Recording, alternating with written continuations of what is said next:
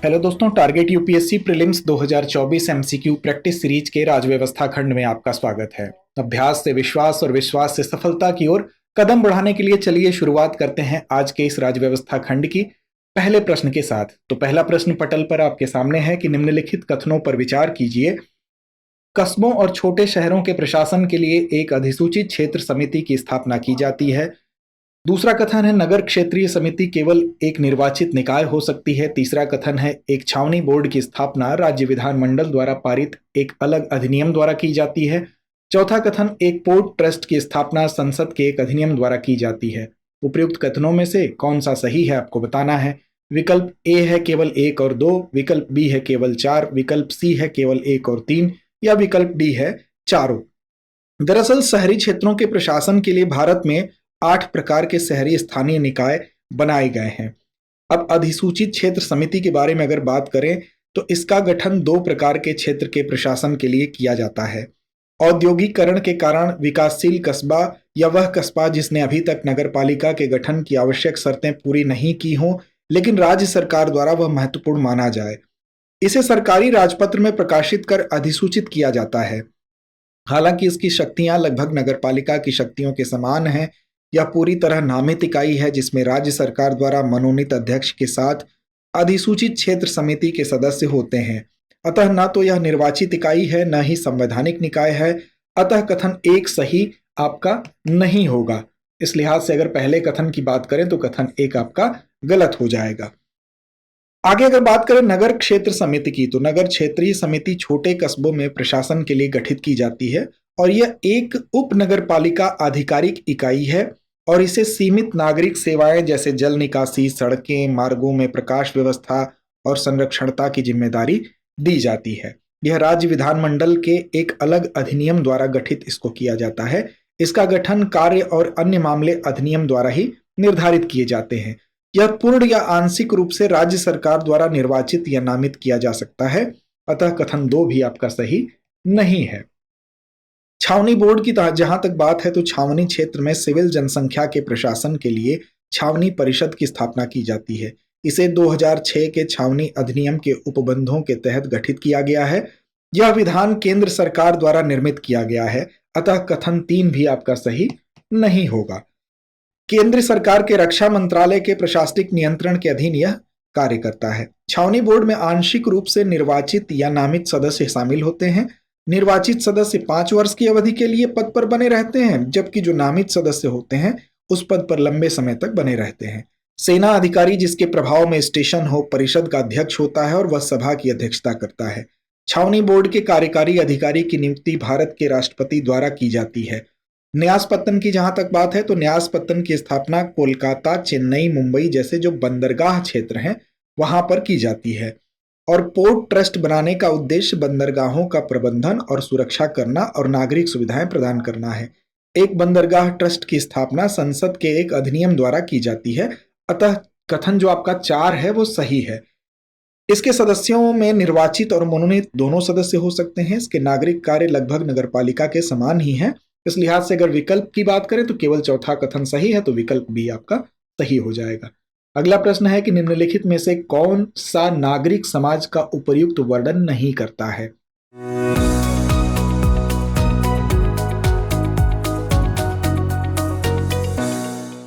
आपके सामने 4 विकल्प हैं।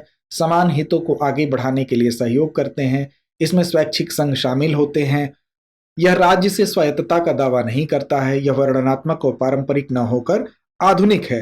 तो दरअसल नागरिक समाज जो होता है वो सामुदायिक समूहों, गैर सरकारी संगठनों जिनको एनजीओ कहते हैं, श्रमिक संघों, स्वदेशी समूहों, धर्मार्थ संगठनों, आस्था आधारित संगठनों, पेशेवर संघों और फाउंडेशनों जैसे संगठनों की एक विस्तृत श्रृंखला को संदर्भित करता है। नागरिक समाज परिवार, राज्य और बाजार के बाहर एक ऐसा क्षेत्र होता है जहां लोग समान हितों को आगे बढ़ाने के लिए सहयोग करते हैं। नागरिक समाज संगठन और सरकारें संयुक्त नीति विकास से लेकर वित्त पोषण समझौतों तक कई तरीकों से सहयोग करते हैं। वे कानूनों तथा नीतियों को बनाने, सक्षम बनाने और सहयोग को बढ़ावा देने वाले तंत्र बनाने के लिए भी काम करते हैं। नागरिक समाज राज्य में स्वतंत्रता का दावा नहीं करता है। नागरिक समाज संघों का वह समूह है जो न तो राज्य है न ही पारिवारिक बल्कि सामाजिक, आर्थिक और सांस्कृतिक गतिविधियों में सकारात्मक तथा सक्रिय भूमिका निभाता है। नागरिक समाज वर्णनात्मक एवं पारंपरिक होने के बजाय आधुनिक है। वे लोकतांत्रिक शासन को बढ़ावा देते हैं। अगर इस लिहाज से देखा जाए तो पहला ए विकल्प आपका सही होगा। समान हितों को आगे बढ़ाने के लिए ये सहयोग करते हैं। अगला प्रश्न है, भारत के चुनाव आयोग के कार्यों के संदर्भ में निम्नलिखित कथनों पर विचार कीजिए। पहला कथन है, यह पूरे देश या किसी विशिष्ट राज्य या निर्वाचन क्षेत्र में माहौल खराब होने के आधार पर चुनाव को स्थगित या रद्द कर सकता है। दूसरा कथन है, यह किसी विशिष्ट निर्वाचन क्षेत्र में पुनर्मतदान का आदेश दे सकता है। तीसरा कथन है, राज्य और केंद्र सरकार के प्रशासनिक अधिकारियों को चुनाव संबंधी और इस संबंध में जिम्मेदारी सौंपी जाती है, लेकिन चुनाव आयोग चुनाव प्रक्रिया के दौरान अधिकारियों का स्थानांतरण नहीं कर सकता है या उनके स्थानांतरण को रोक नहीं सकता है। अब आपको बताना है कि इनमें से कौन से कथन सही हैं। तो दरअसल भारत के चुनाव आयोग की शक्तियों और कार्यों को विभिन्न श्रेणियों यानी प्रशासनिक, अर्ध न्यायिक और सलाहकार में वर्गीकृत किया जाता है। भारत के चुनाव आयोग के कार्यों की बड़ी लंबी विस्तृत श्रृंखला है। यह अद्यतन मतदाता सूचियों की तैयारी की निगरानी करता है। यह सुनिश्चित करता है कि मतदाता सूची पंजीकृत मतदाताओं के नामों की गैर मौजूदगी या गैर योग्य या अस्तित्वहीन लोगों के नामों की मौजूदगी जैसी त्रुटियों से मुक्त है या नहीं मुक्त है। इसके अलावा यह चुनाव का समय भी निर्धारित करता है और चुनाव कार्यक्रम को भी तैयार करेगा। चुनाव कार्यक्रम में चुनाव की अधिसूचना हो गई, नामांकन दाखिल करने की तिथि हो गई, नामांकन दाखिल करने की अंतिम तिथि, जांच की अंतिम तिथि, नाम वापस लेने की अंतिम तिथि, मतदान की तिथि और मतगणना की तिथि, परिणामों की घोषणा, ये सब इसमें शामिल होते हैं। इस पूरी प्रक्रिया के दौरान चुनाव आयोग के पास स्वतंत्र और निष्पक्ष मतदान सुनिश्चित करने के लिए निर्णय लेने की भी शक्ति होती है। यह पूरे देश या किसी विशेष राज्य या निर्वाचन क्षेत्र में चुनाव को इस आधार पर स्थगित या रद्द कर सकता है कि माहौल खराब हो गया है और इसलिए स्वतंत्र और निष्पक्ष चुनाव संभव नहीं है। आयोग पार्टियों और उम्मीदवारों के लिए एक आदर्श आचार संहिता भी लागू करता है, इसलिए पहला कथन आपका बिल्कुल सही हो जाएगा। साथ ही आप देखें तो यह किसी विशिष्ट निर्वाचन क्षेत्र में पुनर्मतदान का आदेश दे सकता है जब उसे लगे कि गिनती की प्रक्रिया पूरी तरह से निष्पक्ष और न्यायसंगत नहीं है, तो वह मतों की पुनः गिनती का आदेश दे सकता है। इस लिहाज से आपका दूसरा कथन जो है वो भी सही है। चुनाव प्रक्रिया के दौरान केंद्र और राज्य सरकारों के प्रशासनिक अधिकारियों को चुनाव संबंधी कर्तव्य सौंपे जाते हैं और इस संबंध में चुनाव आयोग उन पर पूरा नियंत्रण रखता है। भारत निर्वाचन आयोग अधिकारियों का स्थानांतरण कर सकता है या उनका स्थानांतरण रोक सकता है। इसलिए आपका जो कथन 3 है वो सही नहीं है, यह गलत हो जाएगा। इसलिए विकल्प के लिहाज से देखें तो विकल्प बी आपका सही होगा, क्योंकि पहले और दूसरे कथन ही इसमें सही है। अगला प्रश्न है, मुख्य चुनाव आयुक्त को कार्यकाल समाप्त होने से पहले हटाया जा सकता है। प्रधानमंत्री, भारत के मुख्य न्यायाधीश, कानून और न्याय मंत्री या अध्यक्ष, इनमें से कौन इनको हटा सकता है? तो दरअसल अनुच्छेद 324(5), अनुच्छेद 324(5) की अगर बात करें, इसमें स्पष्ट रूप से कहा गया है कि मुख्य चुनाव आयुक्त को सर्वोच्च न्यायालय के न्यायाधीश के समान तरीके से और आधारों के अलावा उनके पद से नहीं हटाया जाएगा और उनकी नियुक्ति के बाद उनकी सेवा की शर्तों में उनके नुकसान के लिए बदलाव नहीं किया जाएगा। यदि संसद के दोनों सदन विशेष बहुमत से ऐसी सिफारिश करते हैं तो राष्ट्रपति द्वारा चीफ इलेक्शन कमिश्नर को कार्यकाल की समाप्ति से पहले हटाया जा सकता है। ऐसा यह सुनिश्चित करने के लिए किया जाता है कि कोई सत्ताधारी पार्टी उस सीईसी को नहीं हटा सकती जो चुनावों में उसका पक्ष लेने से इनकार करता है। इसके अलावा किसी अन्य चुनाव आयुक्त या क्षेत्रीय आयुक्त को मुख्य चुनाव आयुक्त की सिफारिश के अलावा पद से नहीं हटाया जाएगा। इस लिहाज से अगर विकल्प देखें तो विकल्प डी आपका सही उत्तर हो जाएगा। अगला प्रश्न है, राज्य चुनाव आयोग के संदर्भ में निम्नलिखित कथनों पर विचार कीजिए। पहला कथन है, राज्य चुनाव आयोगों का गठन भारत के संविधान में 73वें और 74वें संशोधन के तहत किया गया है। दूसरा कथन है, राज्य चुनाव आयुक्तों की नियुक्ति मुख्य चुनाव आयुक्त द्वारा की जाती है। तीसरा कथन है, राज्य चुनाव आयुक्तों की सेवा शर्तें और कार्यकाल का निर्णय राज्यपाल द्वारा किया जाता है। चौथा है, राज्य विधानमंडल पंचायतों के चुनाव से संबंधित मामलों के संबंध में प्रावधान करने के लिए अधिकृत नहीं है। सही विकल्प का आपको चयन करना है। इनमें से कौन सा सही नहीं है वो बताना है। तो ध्यान रखिए, इसमें से गलत जो है उसको आपको बताना है कि कौन कौन से कथन गलत हैं। भारत के संविधान में प्रावधान है कि राज्य ग्राम पंचायतों को संगठित करने के लिए कदम उठाएगा तथा उन्हें ऐसी शक्तियां और अधिकार प्रदान करेगा जो उन्हें स्थानीय स्वशासन की इकाइयों के रूप में कार्य करने में सक्षम बनाने के लिए जरूरी हो, आवश्यक हो। राज्य चुनाव आयोगों का गठन संविधान में आपको पता है कि 73वें और 74वें संशोधन के तहत किया गया है, जो कि 24 अप्रैल कब किया गया? 1993 में ये किया गया। अब देखिए, उन्हें निगमों, नगर पालिकाओं, जिला परिषदों, जिला पंचायतों, पंचायत समितियों, ग्राम पंचायतों तथा अन्य स्थानीय निकायों के चुनाव करने की शक्तियां इसमें निहित है। अतः कथन एक आपका सही है। आगे अगर देखें, मतदाता सूची तैयार करने और पंचायतों के सभी चुनावों के संचालन का अधीक्षण, निर्देशन तथा नियंत्रण राज्य चुनाव आयोग में निहित है। इसमें एक राज्य चुनाव आयुक्त होता है जिसे राज्यपाल द्वारा नियुक्त किया जाता है। अतः कथन दो आपका सही नहीं है। राज्य चुनाव आयुक्त की सेवा शर्तें और कार्यकाल राज्यपाल द्वारा निर्धारित किया जाएगा। राज्य उच्च न्यायालय के न्यायाधीशों को हटाने के लिए निर्धारित तरीके तथा आधार के अलावा उससे पद से नहीं हटाया जाएगा। उनकी नियुक्ति के बाद उनकी सेवा शर्तों में उनके अहित के अनुसार परिवर्तन नहीं किया जाएगा। अतः कथन 3 आपका है वो करेक्ट है। साथ ही अगर आगे देखें तो इसके अलावा राज्य विधायिका पंचायतों के चुनाव से संबंधित सभी मामलों के संबंध में प्रावधान कर सकती है। अतः आपका 4 सही नहीं है। इस लिहाज से अगर देखें तो विकल्प बी आपका सही होगा, जिसमें से कि 2 और 4 आपके कथन गलत हैं और आपको गलत कथन का ही चुनाव करना था। अगला प्रश्न है, संघ लोक सेवा आयोग यूपीएससी के संबंध में निम्नलिखित कथनों पर विचार कीजिए। पहला कथन है, कोई व्यक्ति जो लोक सेवा आयोग के सदस्य के रूप में पद धारण करता है वह उस पद पर पुनः नियुक्ति के लिए अयोग्य होगा। दूसरा कथन है, संविधान संसद को आयोग की शक्ति और संरचना निर्धारित करने का अधिकार देता है। अब आपको बताना है कि इनमें से कौन सा कथन सही है। तो दरअसल यूपीएससी एक स्वायत्त संवैधानिक निकाय है और संविधान ने कार्यकारी हस्तक्षेप से यूपीएससी की स्वतंत्रता को बनाए रखने हेतु विभिन्न सुरक्षा उपाय भी प्रदान किए हैं। अनुच्छेद 3163 की अगर बात करें तो यह कहता है कि एक व्यक्ति जो लोक सेवा आयोग के सदस्य के रूप में पद धारण करता है, कार्यकाल की समाप्ति पर उस कार्यालय में पुनर्नियुक्ति के लिए अयोग्य होगा। इस लिहाज से अगर देखें तो एक आपका कथन सही है। यूपीएससी का जो अध्यक्ष है वह भारत सरकार या किसी राज्य की सरकार के अधीन किसी अन्य पद पर रोजगार हेतु अपात्र होता है।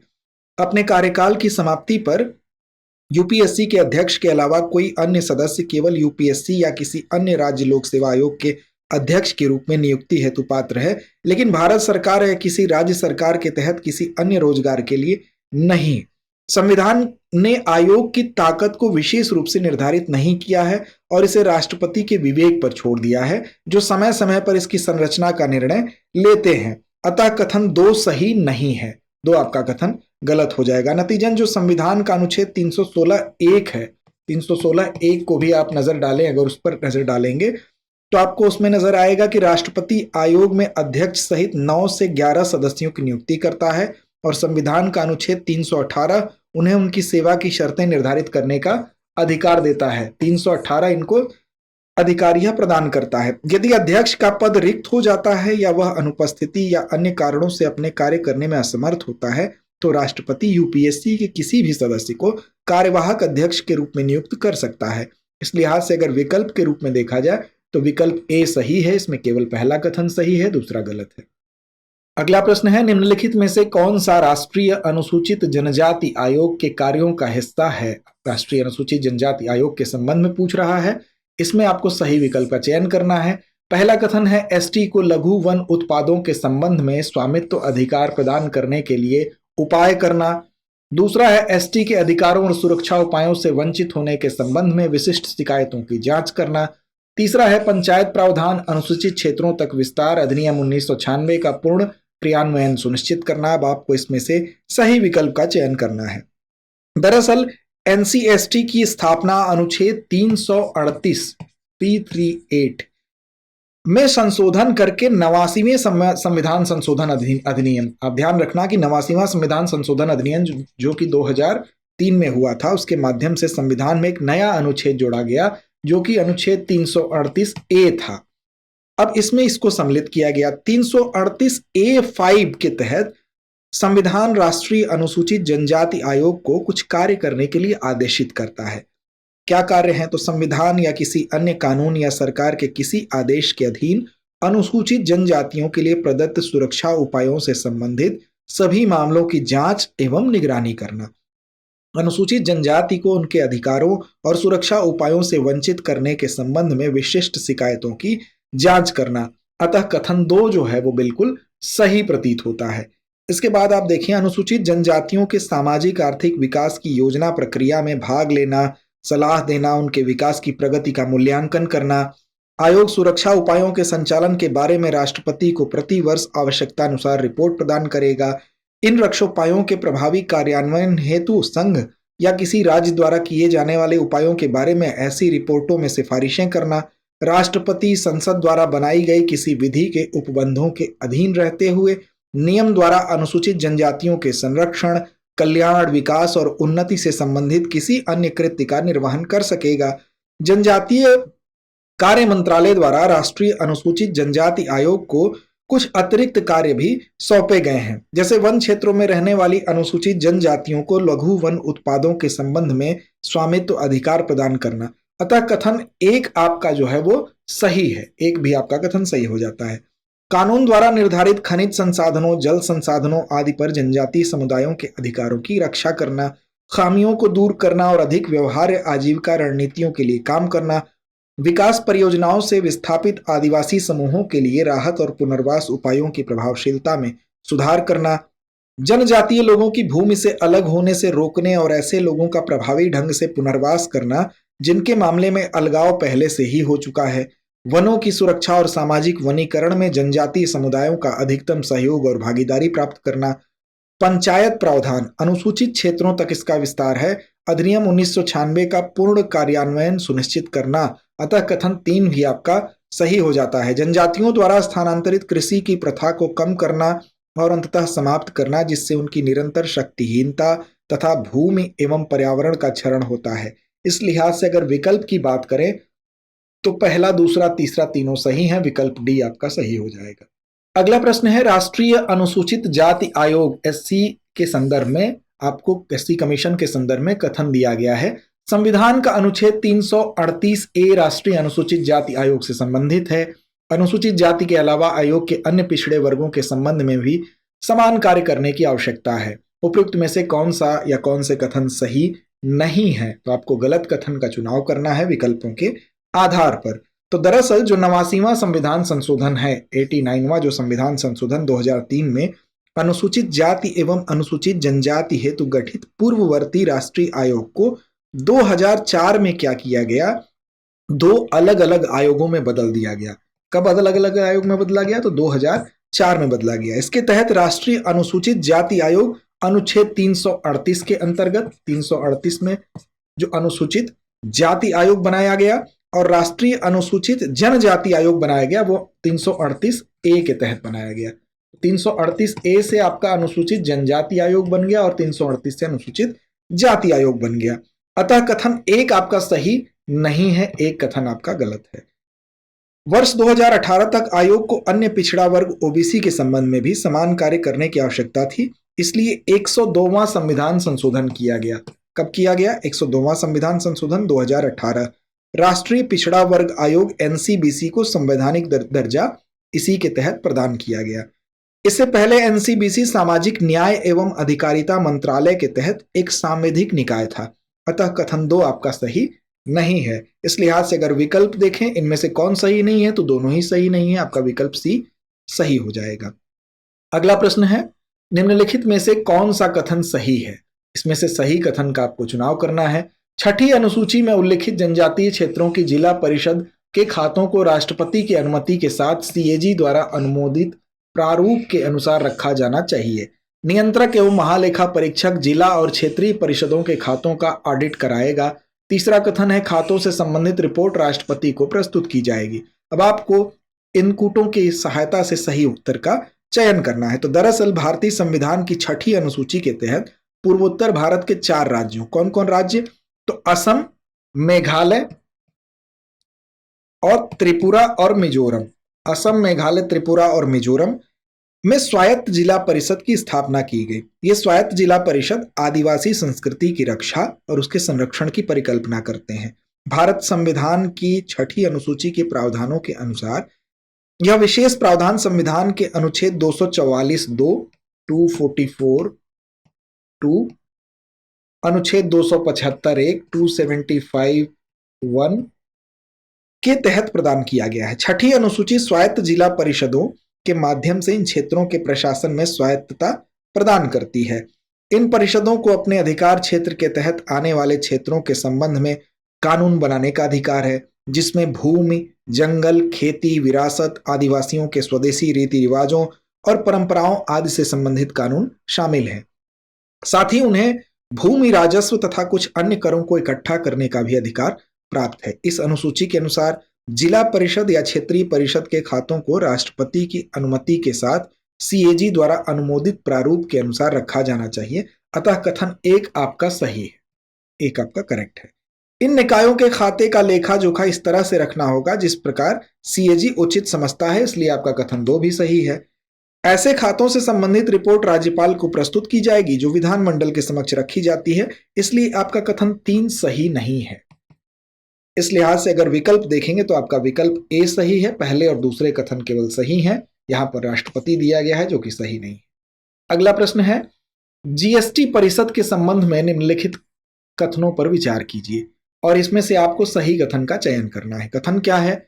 यह वस्तु एवं सेवा कर से संबंधित मुद्दों पर केंद्र और राज्य सरकार को सिफारिशें करने के लिए एक अतिरिक्त संवैधानिक निकाय है। यह केंद्र और राज्यों के बीच उनके कार्यान्वयन के संबंध में विवाद पर निर्णय लेने के लिए एक तंत्र प्रदान कर सकती है।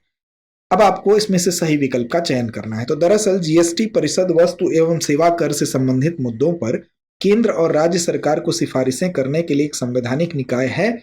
और संवैधानिक निकाय कैसे होगा? जब संविधान में उसका स्थान दिया जाएगा।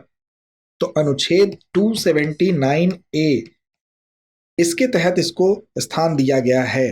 तो इसलिए इसमें यह कहा जा रहा है कि ये एक अतिरिक्त संवैधानिक निकाय है। तो अतिरिक्त संवैधानिक निकाय नहीं है बल्कि संवैधानिक निकाय है, इसलिए पहला कथन आपका गलत हो जाएगा।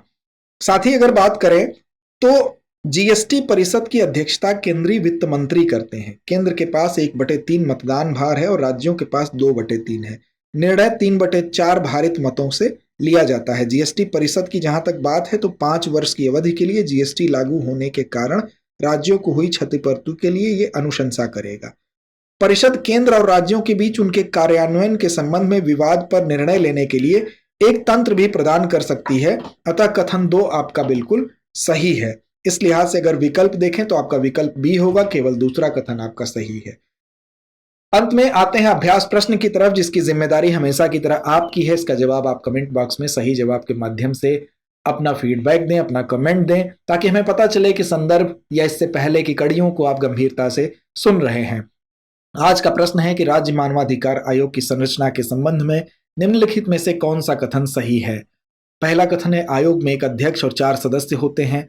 दूसरा कथन है अध्यक्ष और सदस्यों की नियुक्ति राज्यपाल द्वारा की जाती है। तीसरा कथन कोई व्यक्ति जो किसी उच्च न्यायालय का मुख्य न्यायाधीश या न्यायाधीश रहा हो आयोग का अध्यक्ष बनने के लिए पात्र है। अब आपको नीचे दिए गए कूट की सहायता से सही उत्तर का चयन करना है कि केवल पहला और दूसरा कथन सही है, पहला, दूसरा, तीसरा सही है, या केवल दूसरा सही है, या दूसरा और तीसरा सही है। तो उम्मीद है आप सही और सटीक जवाब देंगे। लड़ते रहें, अपने लक्ष्य की ओर बढ़ते रहें। अभ्यास से विश्वास और विश्वास के सफलता के इस नए मुकाम तक आप जरूर पहुंचें। इसी शुभकामना के साथ आज का सफर यहीं तक। डियर व्यूअर्स, अपने एग्जाम की तैयारी को और बेहतर करने के लिए हमारे चैनल को लाइक, शेयर और सब्सक्राइब करना न भूलें।